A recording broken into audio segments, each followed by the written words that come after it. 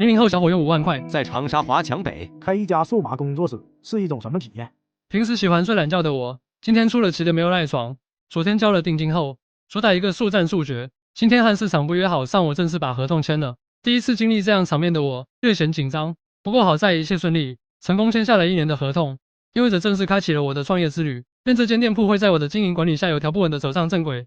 拿到店铺钥匙后，就是大片区域的清洗。由于上一家店铺是做餐饮的，部分墙面留着大量油污油渍，相对更难清洗。由于没有请专业师傅来施工，所以一切只能自己亲力亲为。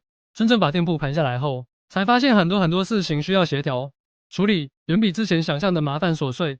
好在家人朋友时不时也会过来帮下忙，也相对会减轻我的一些负担。时间紧，任务急，我秉承着一刻也不耽误的原则。不过第一次经历这些事情的我，还是会略显匆忙。好在将未完成的事项一个一个列了出来，相对心里还是踏实些许。